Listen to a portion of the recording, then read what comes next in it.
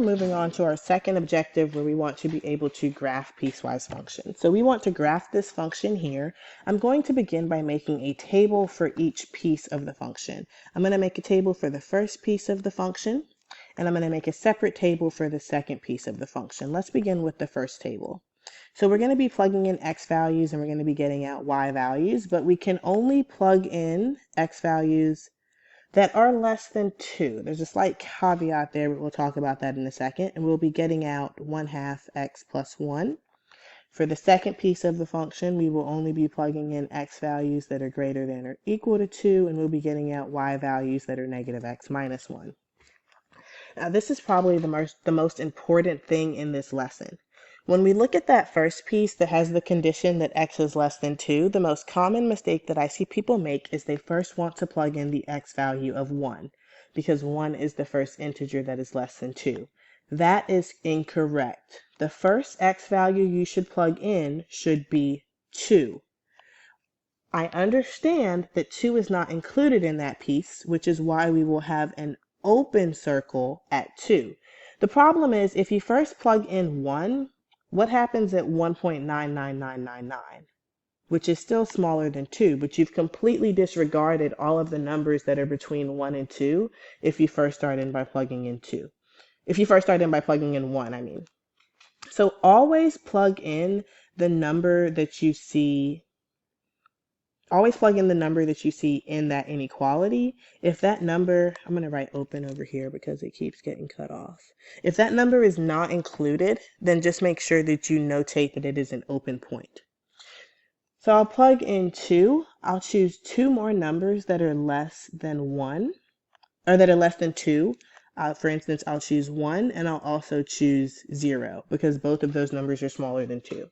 When we plug in 2, we get out 1/2 times 2 plus 1. I'm going to move this table over. 1/2 times 2 is 1, and 1 plus 1 is 2. So we get the point 22. And I will again notate that that is an open point. When we plug in 1, we get out 1/2 times 1 plus 1, which is 1.5, or 3 over 2. So we have the point 1, 1.5. And when we plug in 0, we have 1/2 times 0 plus 1, which is 1, so we get the point 0, 1. I'm going to go ahead and plot those points on the graph.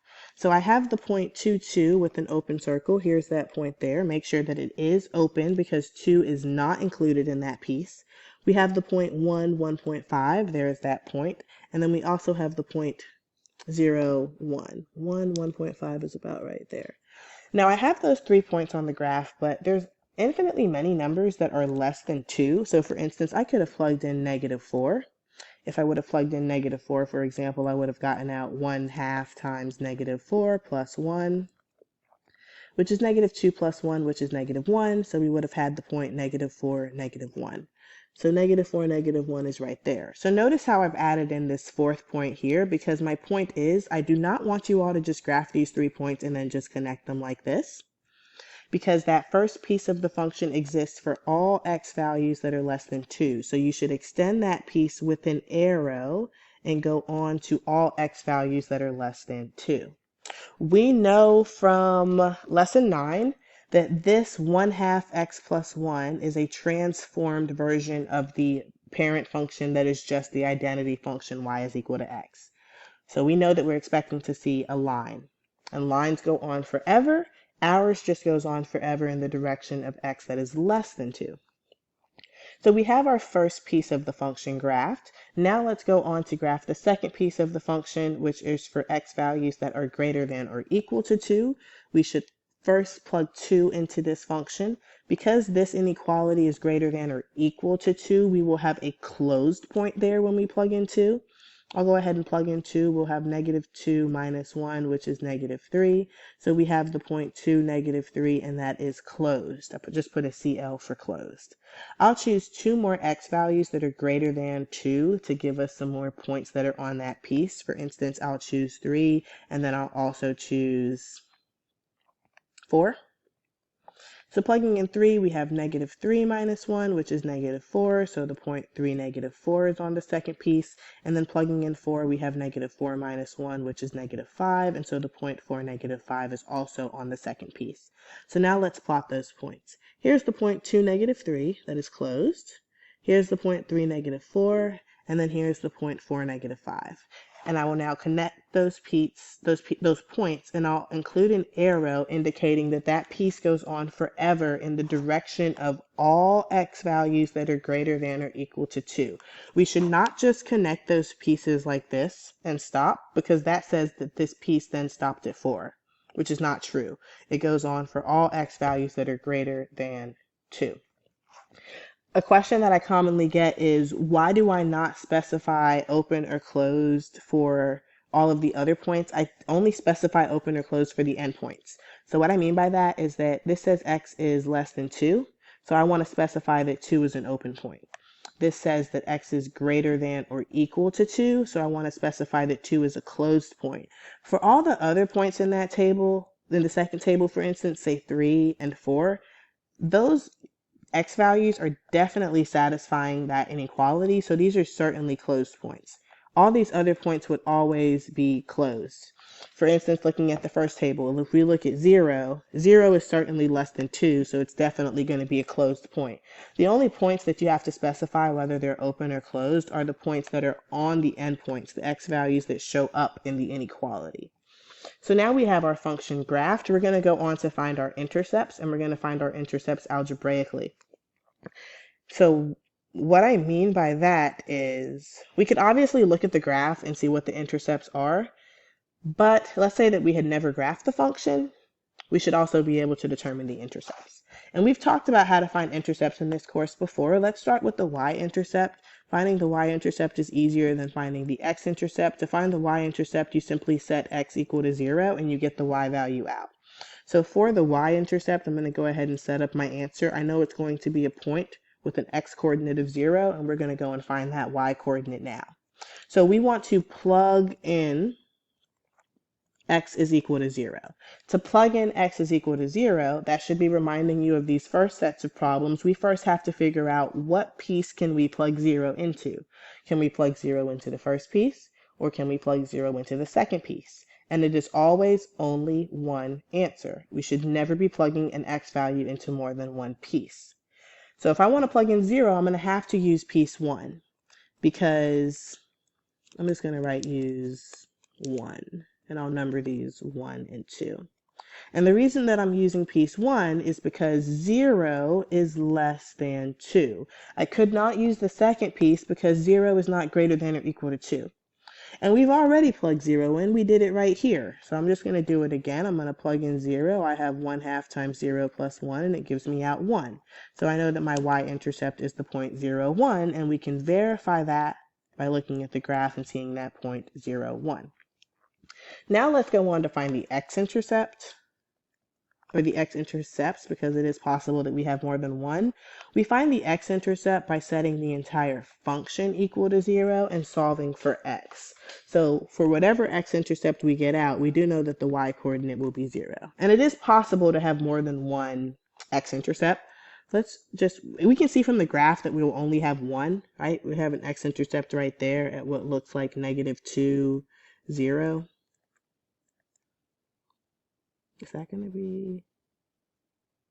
Yeah, we have an x-intercept right there, -2, 0. But let's just say that we don't know how many we have right now, and I'm going to set up a second one, and we'll see how many we find. So to find x-intercepts, we set the entire function equal to 0. We set y equal to 0. Well, there's two pieces of the function here. There's the piece 1/2 x plus 1. So I'll take that piece and set it equal to 0. And then there's the second piece of -x minus 1. So I'll take that piece and I'll set that piece equal to 0. Let's go ahead and solve these equations. So I'm going to subtract 1 from both sides of this first equation, and then I'll multiply both sides by 2 to get rid of that 1/2, and that'll leave me with x is equal to -2.